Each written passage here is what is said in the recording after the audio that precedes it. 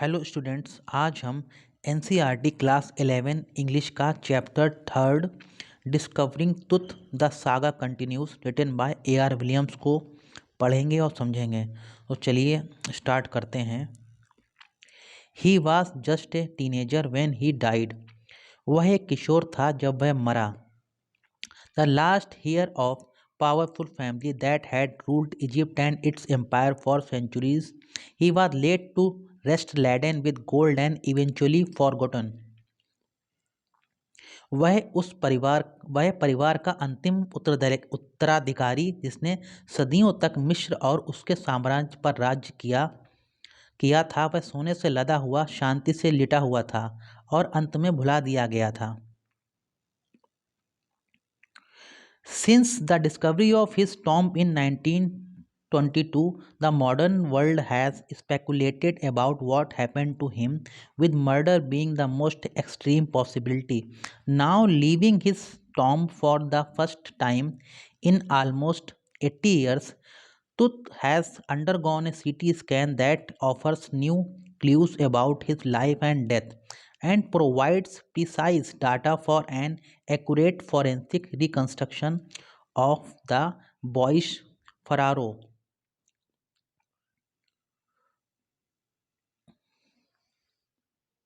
1922 में उसकी खोज से लेकर आधुनिक संसार इस बात का अनुमान लगाता रहा कि उसे क्या हुआ होगा, सबसे अधिक कत्ल की संभावना के साथ।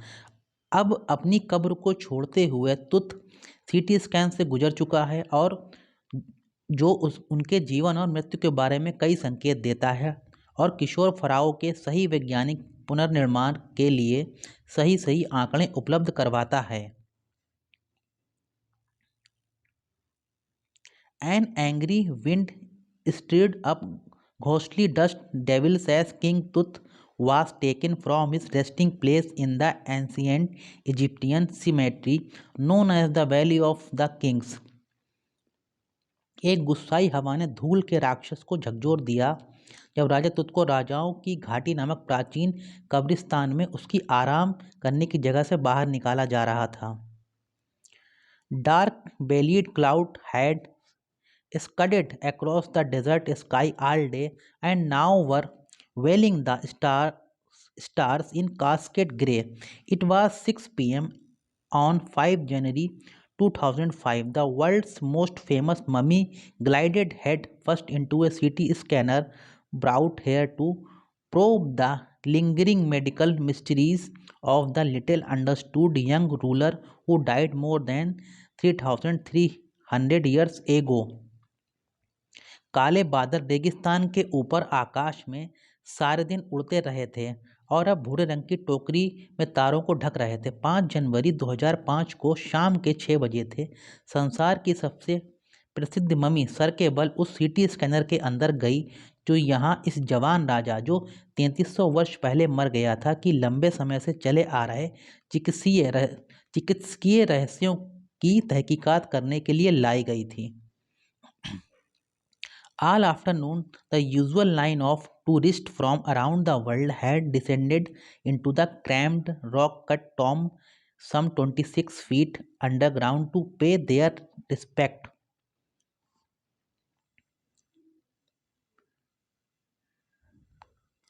They gazed at the murals on the walls of burial chamber and peered at Tut's glided face, the most striking feature of his mummy-shaped outer coffin lid.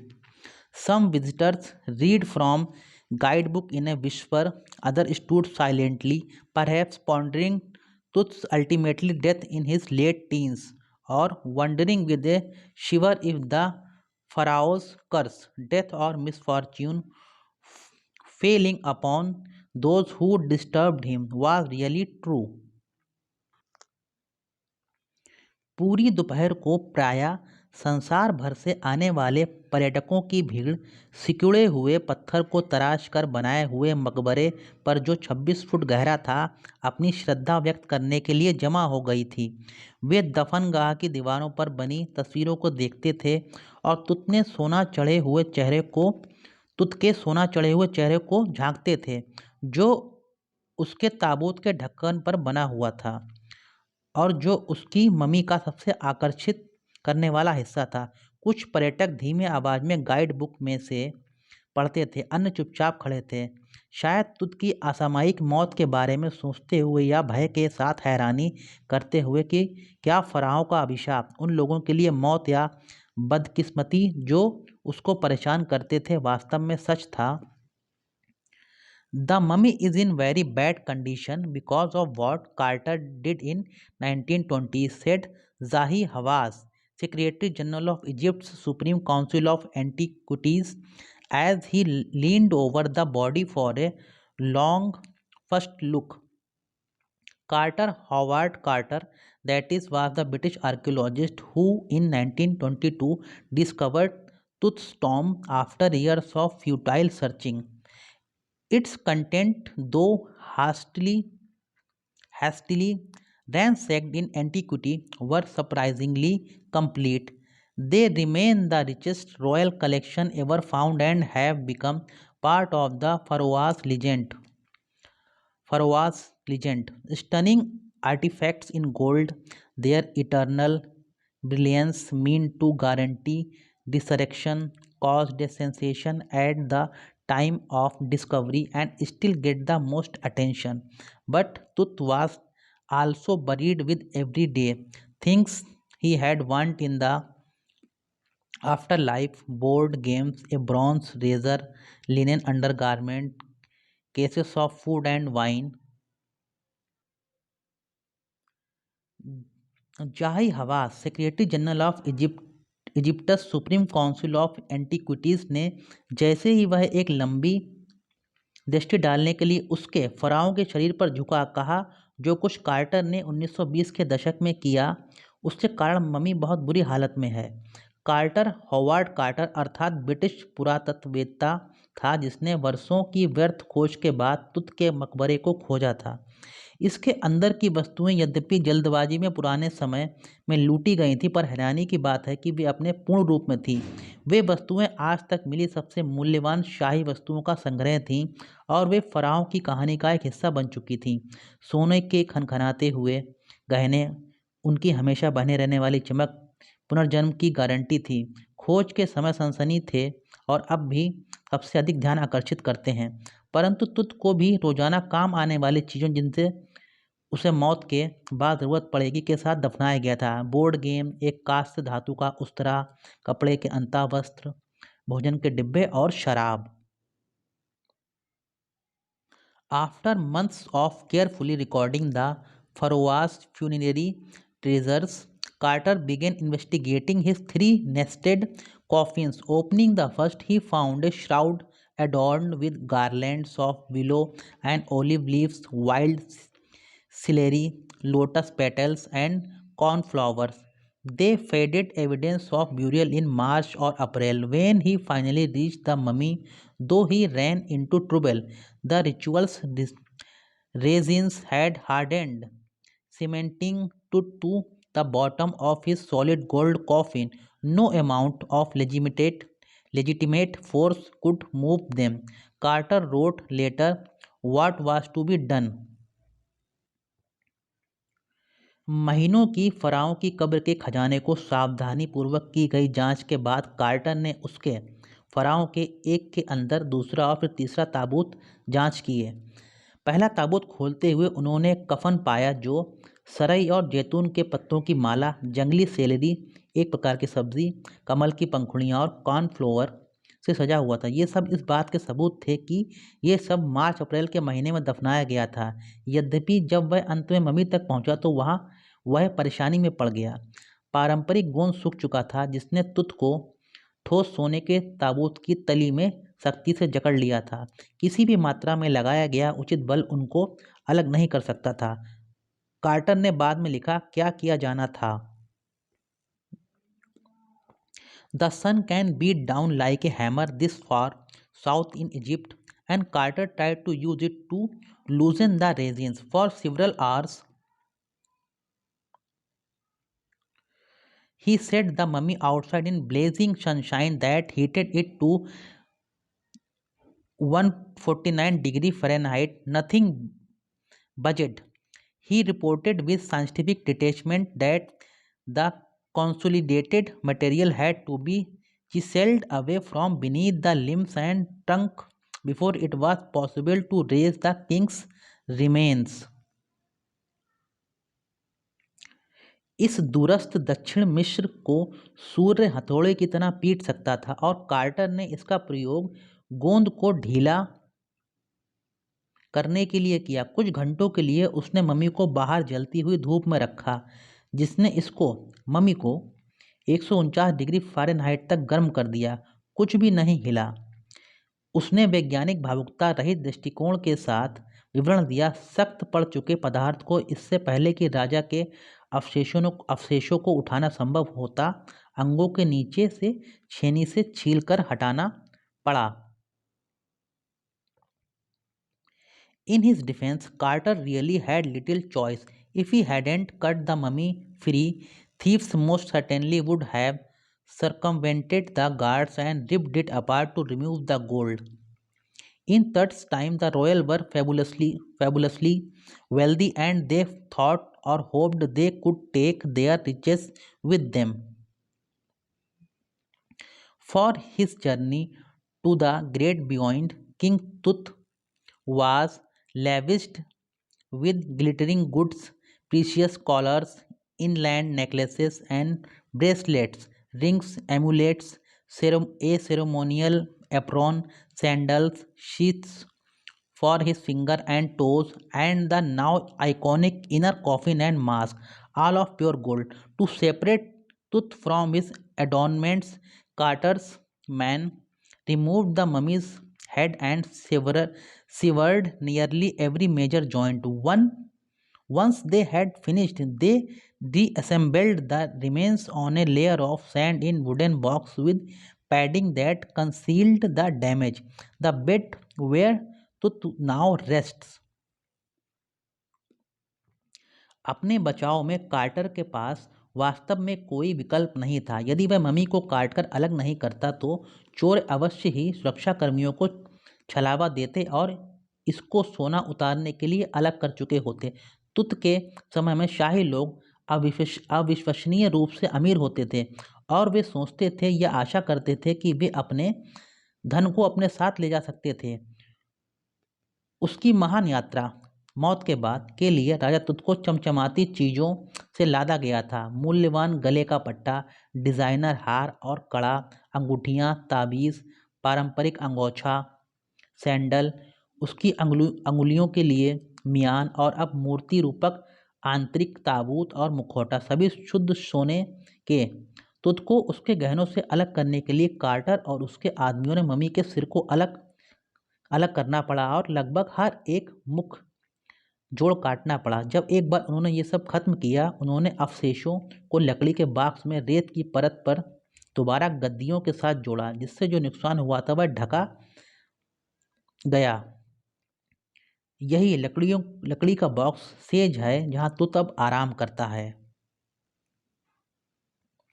Archaeology has changed substantially in the intervening decades, focusing less on treasure and more on the fascinating details of life and intriguing mysteries of death. It also uses more sophisticated tools, including medical technology. In 1968, more than 40 years after Carter's discovery, an anatomy professor x-rayed the mummy and revealed a startling fact: beneath the resin that cakes his chest, his breast bone and from front ribs are missing. खजाने पर कम ध्यान देते हुए और चकाचौंध कर देने वाले जीवन और मृत्यु के कपटी रहस्यों पर अधिक ध्यान देते हुए पुरातत्व विज्ञान आने वाले दशकों में काफ़ी बदल चुका है। यह चिकित्सा विज्ञान समेत कहीं अधिक विशेष यंत्र भी प्रयोग करता है। 1968 में कार्टर की खोज के 40 से भी अधिक वर्षों के बाद एक शरीर विज्ञान के प्रोफेसर ने मम्मी का एक्सरे किया और चौंका देने वाले तथ्य पेश किए। गोंद जिसने उसकी छाती को ढका हुआ था के नीचे उसकी छाती की हड्डी और सामने की पसलियां गायब थी। Today, diagnostic imaging can be done with computed tomography or CT, by which hundreds of X-rays in cross section are put together like slices of bread to create a three-dimensional virtual body. What more would a CT scan reveal of tooth than the X-ray? And could it answer two of the biggest questions still lingering about him? How did he die, and how old was he at the time of his death? आज निदान संबंधी चित्र CT scan से लिए जा सकते हैं, जिसके द्वारा एक्स-रे किरणें एक दूसरे को काटती हुई एक साथ ब्रेड की कतरनों की तरह एक साथ डाली जाती हैं ताकि एक 3 आयामों वाला हूबहू शरीर बनाया जा सके। एक्स-रे से अधिक सीटी स्कैन तुझ के बारे में और क्या उजागर कर सकता था? क्या ये 2 सबसे बड़े प्रश्न जो आज भी बने हुए हैं का उत्तर दे सकता था? वह कैसे मरा और उसकी मृत्यु के समय वह कितनी उम्र का था? King Tut's demise was a big event. Even by royal standards, he was the last of his family's line, and his funeral was the death rattle of a dynasty. But the particulars of his passing away and its aftermath are unclear. राजा तुत की मृत्यु एक बहुत बड़ी घटना थी। शाही ढंग से भी वह अपने परिवार का अंतिम सदस्य था और उसका दफनाया जाना एक साम्राज्य की मृत्यु का शोर था, परंतु उसकी मृत्यु का विवरण और उसके बाद के परिणाम अस्पष्ट हैं। Amenhotep III, Tut's father or grandfather, was a powerful pharaoh who ruled for almost 4 decades at the height of the 18th dynasty golden age. His son Amenhotep IV succeeded him and initiated one of the strangest period in the history of ancient Egypt. The new pharaoh promoted the worship of the Aten, the sun disk, changed his name to Akhenaten or servant of the Aten, and moved the religious capital from the old city of Thebes to new city of Akhetaten, known now as Amarna. He further shocked the country by attacking Amun, a major god, smashing his image and closing his temple. It must have been a horrific time, said Ray Johnson, director of the University of Chicago's Research Center in Luxor. The site of ancient Thebes, the family that had ruled for centuries, was coming to an end, and then Akhenaten went a little wacky. Amenhotep third ये सबूतों को पढ़ने पर आधारित है कि वह तुत का पिता था या दादा था। एक शक्तिशाली राजा था जिसने 18वें साम्राज्य के सुनहरे युग की ऊंचाई पर लगभग 4 दशकों तक शासन किया। उसके लड़के आमेनहोतेप फोर्थ ने उसके बाद शासन संभाला और प्राचीन मिस्र के इतिहास में अजीब युगों में से एक की शुरुआत की। नए फराओ ने सूर्य देवता ईटन की पूजा को बढ़ावा दिया, अपने नाम को बदलकर अखेतन या एटन का सेवक रख लिया और पुरानी धार्मिक राजधानी थीबस को बदलकर नए शहर अखेतातेन को राजधानी बना लिया, जिसे अब अमारना के नाम से जाना जाता है।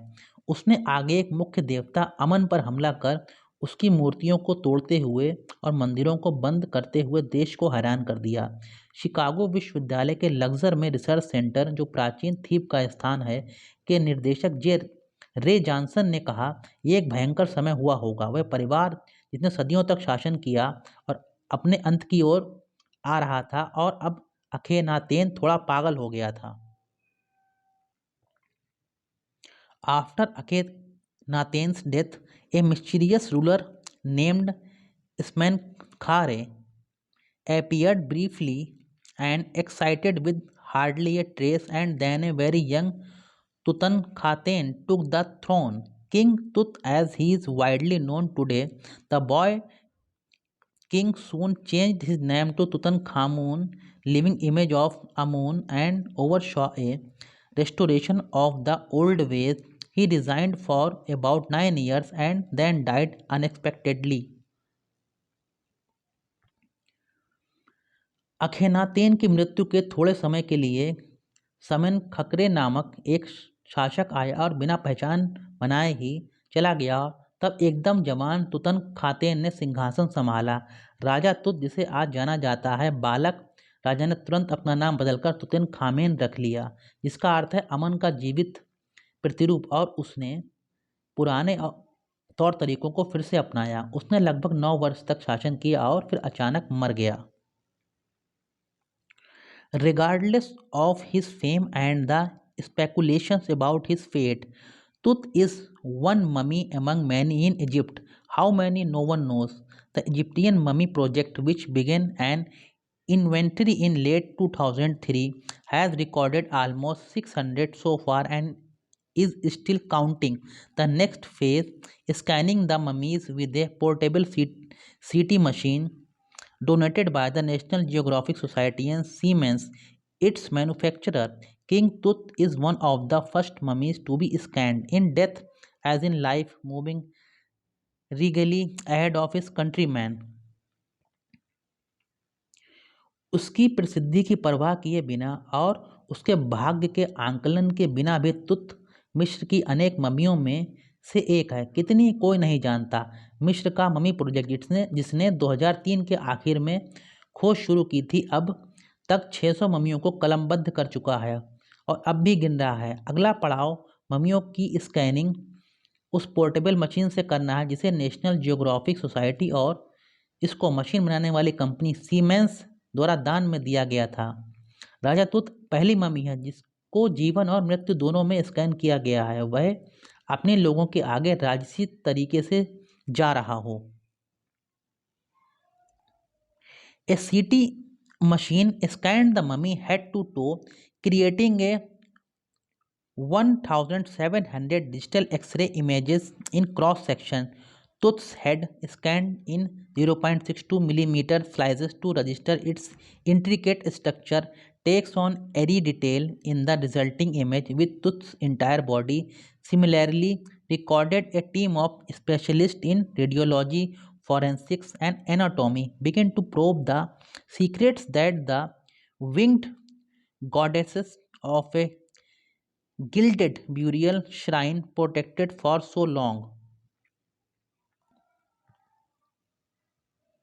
1700 डिजिटल एक्सरे तस्वीरों का निर्माण क्रॉस सेक्शन में करते हुए सीटी स्कैन मशीन ने मम्मी को सिर से लेकर पैर की उंगलियों तक स्कैन किया। तुत का सिर जिसे 0.62 मिलीमीटर की कतरनों में इसके पेचीदा ढांचों को अंकित करने के लिए स्कैन किया गया था, परिणाम स्वरूप बनी तस्वीर में अद्भुत जानकारी देता है। तुत के पूरे शरीर का इसी तरह अंकन करके रेडियोलॉजी, अपराध विज्ञान और शरीर विज्ञान के विशेषज्ञों ने उन रहस्यों का पता लगाना शुरू कर दिया जिनको सोने से जड़ित कब्र की पंखों वाली देवी ने इतने समय से बचाकर रखा था।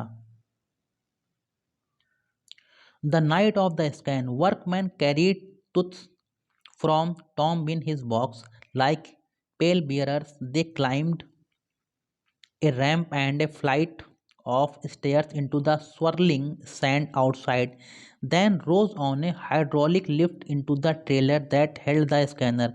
20 minutes later, two men emerged, sprinted for an office nearby, and returned with a pair of white plastic fans. The $1 million scanner had quit because of sand in a cooler fan. Curse of the Pharaoh, joked the guard nervously.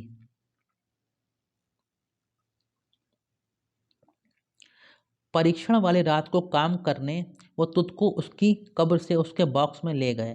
अर्थी को उठाकर ले जाने वालों की तरह वे एक ढलान और एक सीढ़ियों की कतार पर चढ़ गए जो बाहर बिखरी हुई रेत में थी। तब हाइड्रोलिक लिफ्ट द्वारा ट्रेलर में चढ़े जिसमें स्कैनर रखा हुआ था। 20 मिनट बाद दो आदमी बाहर आए, नज़दीक ऑफिस की तरफ दौड़े और दो प्लास्टिक के पंखों के साथ लौटे। लाखों डॉलर का स्कैनर ठंडा करने वाले पंखों में रेत घुसने के कारण हार गया था।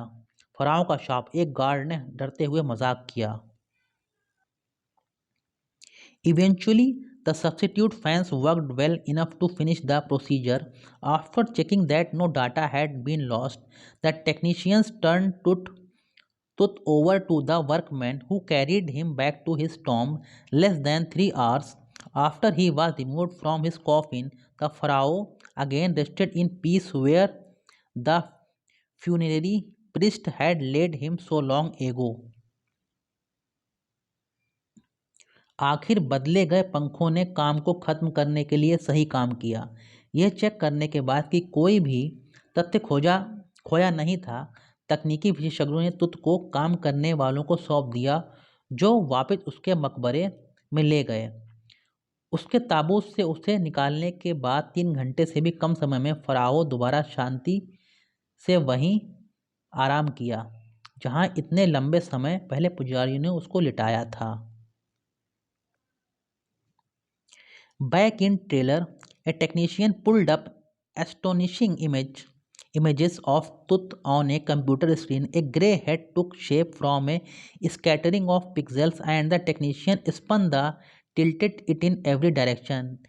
Neck vertebrae appeared as clearly as in an anatomy class. Other images revealed a hand, several views of rib cage, and a transection of the skull. But for now, the pressure was off. Sitting back in his chair, Zahi Hawass smiled, visibly relieved that nothing had gone seriously wrong. I didn't sleep last night. Not for a second, he said. I was so worried, but now I think I will go and sleep. एक तकनीकी विशेषज्ञ ने वापस trailer में आकर तुत की हैरान कर देने वाली तस्वीर कंप्यूटर स्क्रीन पर खींची।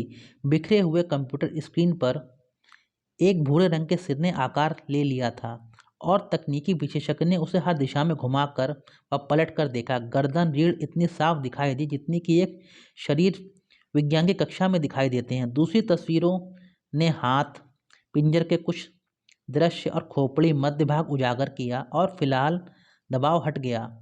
वापस कुर्सी पर बैठते हुए जाही हवास मुस्कुराया, शांत दिखता हुआ कि कुछ भी गंभीर रूप से गलत नहीं हुआ।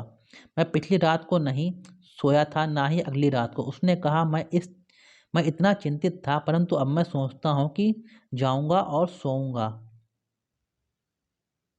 By the time we left the trailer, descending metal stairs to the sandy ground, the wind had stopped. The winter air lay cold and still like death itself. In this valley of the departed, just above the entrance to Tuthstorm, stood Orion, the constellation that the ancient Egyptians knew as the soul of Osiris, the god of the afterlife, watching over the boy king. लोहे की सीढ़ियों से बालू रेत में जब हम उतरे तब तक हवा रुक चुकी थी। इस मरे हुए लोगों की घाटी में सर्दियों की हवा खुद मौत की तरह ठंडी और शांत लेटी हुई थी। ठीक तुत के मकबरे के दरवाजे के ऊपर मृगशिरा, एक नक्षत्र जिसे प्राचीन मिस्रवासी आसिरिस, जो मृत्यु के बाद का देवता है, की आत्मा के रूप में जानते थे, बालक राजा की देखभाल कर रहा था। तो फ्रेंड्स, आज हमने ये 3rd chapter NCERT class 11 English का पढ़ा। अगर आपको ये वीडियो हमारा अच्छा लगा हो तो हमारे चैनल प्रिपरेशन सर्किल को आप सब्सक्राइब करें, वीडियो को लाइक करें, शेयर भी करें और कमेंट भी करें। आगे भी हम इसके सारे चैप्टर कंप्लीट करेंगे। वीडियो देखने के लिए आपका थैंक यू।